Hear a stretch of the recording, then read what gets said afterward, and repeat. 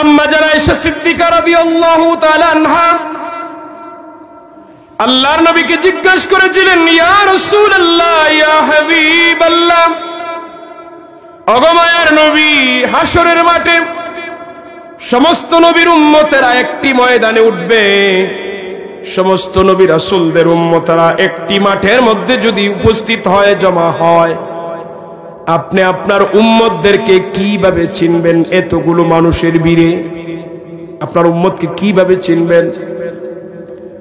আল্লাহর হাবিব বলেছিলেন, আয়েশা, অসংখ্য গুড়ার ফালের মধ্যে যদি সাদা কপালওয়ালা গুড়া তাকে তুমি চিনতে পারবে কিনা?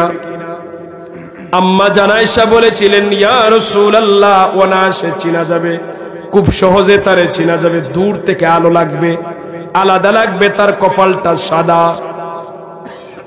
আমার নবী বললেন, আয়েশা, হাসরের মাঠে আমার উম্মতকে চিনার জন্য এই উদাহরণই যথেষ্ট।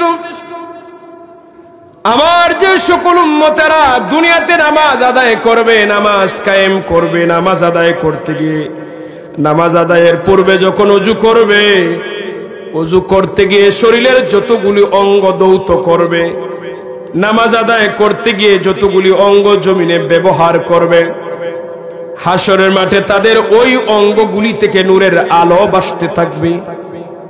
সুবহানাল্লাহ বলে। মানুষ যে ওযু করে, মানুষের যতগুলি অঙ্গ জমিনের মধ্যে ব্যবহার করে রবকে সেজদা দেয়, ওই অঙ্গগুলি থেকে নূরের আলো বাসতে থাকবে, নূরের আলো আসবে। আল্লাহর নবী বলেন, আয়েশা, ওইসব নূর দেখে দেখে আমি আমার উম্মতকে সুপারিশ করে জান্নাতে নিয়ে যাব। তাহলে কি বোঝা গেল? আপনার আমার নবী যে হাসরের মাঠে সুপারিশ করবেন, বেনামাজি উম্মত না নামাজি উম্মত? কথা বলেন না কেন? নামাজি উম্মতদেরকে দেখে দেখে আমার নবী নূর দেখে দেখে সুপারিশ করে জান্নাতে নিয়ে যাবেন। তাহলে আমরা নামাজের দরকার আসেনি? কথা বলেন না কেন রে ভাই?